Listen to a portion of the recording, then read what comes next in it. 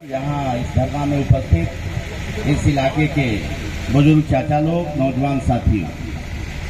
जैसा कि आप सभी लोगों को पता है, चुनाव चल रहा था। 20 मई को इसी जगह के आसपास ये दारोगा वीरेंद्र कुशवाहा,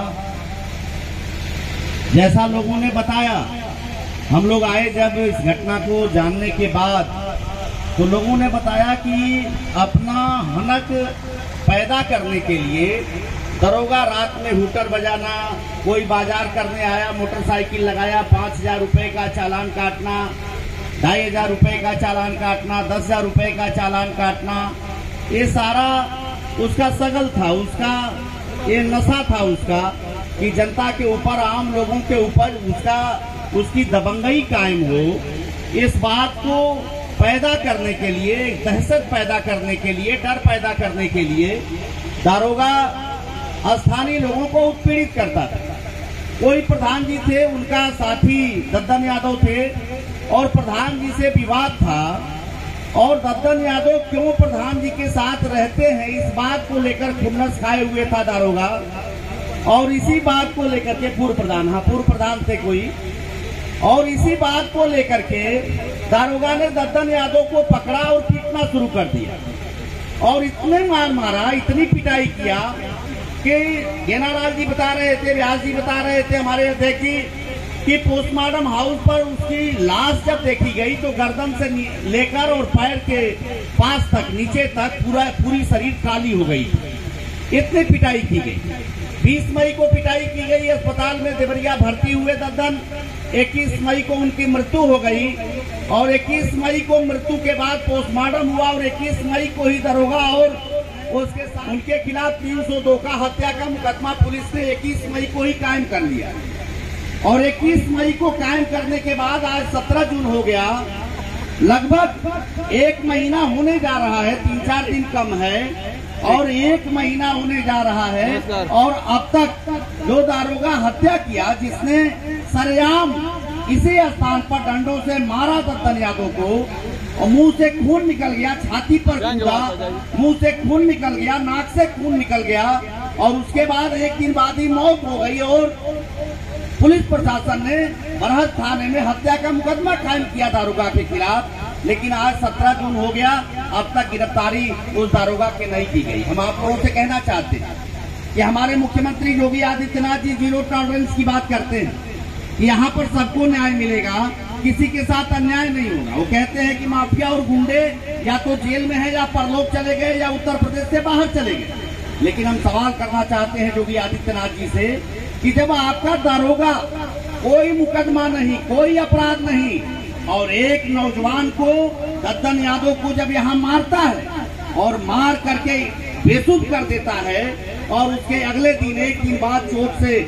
घायल होने के बाद उनकी मृत्यु हो जाती है, और यही एसपी और यही का दारोगा 302 का मुकदमा लिखता है, फिर इतने दिनों तक गिरफ्तारी क्यों नहीं की गई? हम सवाल करना चाहते हैं प्रशासन से, हम सवाल करना चाहते हैं सरकार से। जो सरकार ये दम्भ भरती है कि हम इस प्रदेश में न्याय का राज चला रहे हैं, यहाँ पर गुंडा राज खत्म हो गया है। जब आपका दारोगा ही गुंडा है, तो आप किस गुंडा राज को खत्म करने की बात करते हैं? हम सवाल करना चाहते हैं, और हम आपसे पूछना चाहते हैं। हम लोग, चुनाव चल रहा था, हमारे वर्तमान जिलाध्यक्ष, पूर्व जिलाध्यक्ष और पार्टी के जितने नेता जाने उस समय, सभी लोग पोस्टमार्टम हाउस गए। उन लोग को मानवाधिकार का बोर्ड आपको लगा मिलेगा, और मानवाधिकार के बोर्ड पर लिखा होगा कि अगर 302 की आप मुलजिम हो, अगर आप हत्या किए हो, चोरी किए हो, डकैती किए हो, किसी भी तरह का अपराध आपने किया हो, तो इस देश के अंदर मानवाधिकार का कहना है, मानवाधिकार आयोग का, मानवाधिकार के नियमों का ये पूरा इंतजाम है इस देश के अंदर, कि आपको पुलिस न गाली दे सकती है, न मार सकती है। अगर आपने अपराध किया है तो भी आपको पुलिस न मार सकती है, न गाली दे सकती है। आपकी गिरफ्तारी होगी समुचित धाराओं में, समुचित नियम और कानून के अंतर्गत आपको पुलिस गिरफ्तार करेगी, न्यायालय में पेश करेगी, साक्ष्य प्रस्तुत करेगी और फिर न्यायालय आपको सजा देगा कि आपको कितने बरस की सश्रम कारावास दिया जाता है, कितने बरस जुर्माने के साथ कारावास दिया जाता है, आपको फांसी की सजा दी जाती है, आपको 5 बरस 10 बरस की सजा दी जाती है। ये न्यायालय तय करेगा। दंड देने का अधिकार किसी भी सिपाही और दरोगा को नहीं। ये हमारे देश के मानवाधिकार आयोग का नियम है। तो जब मानवाधिकार किसी अपराधी के साथ इस तरह के सलूक को मना करता है तो सत्तन यादव के खिलाफ तो कोई मुकदमा भी नहीं था। और ऐसे व्यक्ति को जब दारोगा सरेआम पीटता है और यहाँ का जिला प्रशासन, यहाँ का पुलिस प्रशासन उसको बचाने का प्रयास करता है तो हमारी जिम्मेदारी बनती है कि हम सभी लोग अपनी मुट्ठी बांध करके, और जो हमारे नेता डॉक्टर लोहिया और मुलायम सिंह यादव कहते थे कि जहाँ जहाँ जुल्मों का गोल, बोल जवानों हल्ला बोल, हम लोगों को हल्ला बोलना होगा ऐसे अन्याय के खिलाफ, ऐसे अत्याचार के खिलाफ। इसलिए हम कहना चाहते हैं साथियों कि 20 मई की घटना 21 मई को मुकदमा लिखा गया और ये निहायत ही शर्मनाक बात है, ये निंदनीय है और इसकी जितनी भी निंदा की जाए ये कम होगी। इस देश के कानून का माखौल है कि आप हत्यारे को गिरफ्तार नहीं कर रहे। इसलिए हमारे तमाम साथी हैं आपके बीच में बात करेंगे, लेकिन ये हमारी और आपकी जिम्मेदारी, हम सभी लोग दूर दूर से चल के आए, लेकिन इस इलाके के लोगों की जिम्मेदारी है कि अगर कोई पुलिस का आदमी, कोई प्रशासन का आदमी किसी भी तरह का उत्पीड़न करता है तो हमारी और आपकी जिम्मेदारी है कि हम उसके खिलाफ मजबूती से अपनी आवाज उठाएं और उस आवाज में हम समाजवादी पार्टी के नेताओं के इनकलाब में हम भी अपना इनकलाब जोड़ें, हम भी इनकलाब जिंदाबाद बोलें, अपनी मुट्ठी बांध कर हल्ला बोल का गूंज लगाएं। यही बात मैं कहते हुए आप लोगों से हमारे तमाम साथी अपनी बात रखेंगे, फिर अवसर मिलेगा हम अपनी बात आपके बीच में रखेंगे। बस यही कहते हुए प्रशासन के बारे में, शासन के बारे में कि अरमान कुचल ईमान बेच, अरमान कुचल ईमान बेच औरों को नसीहत क्या देंगे, ये खुद ही कातिल जालिम है, ये अपनी हकीकत क्या देंगे। बहुत बहुत धन्यवाद। जय भीम, जय भारत, जय समाज। समाजवादी पार्टी के लोग भी यही सोच रहे थे कि प्रशासन भी, चूंकि प्रशासन के कंधों पर भी सकुशल चुनाव कराने की जिम्मेदारी है, इसलिए प्रशासन ने गिरफ्तारी नहीं किया या उस तरफ ध्यान नहीं दिया, ये हम लोग सोच रहे थे। लेकिन आज से लगभग 7-8 दिन पहले आदरणीय व्यास यादव जी, आदरणीय घेनालाल यादव जी, आदरणीय अरविंद साहनी जी, एनपी यादव जी, राम प्यारे यादव जी, हम सभी लोग पुलिस कप्तान से मिले और पुलिस कप्तान देवरिया से मिलकर हम लोगों ने कहा कि ये तो बहुत खराब बात है कि जब कोई आम आदमी, आम नागरिक किसी को मारता, किसी को गाली देता है, किसी की हत्या करता है, 307 लगता है, 302 लगता है, तो आप बुलडोजर से उसका घर गिरा देते हैं,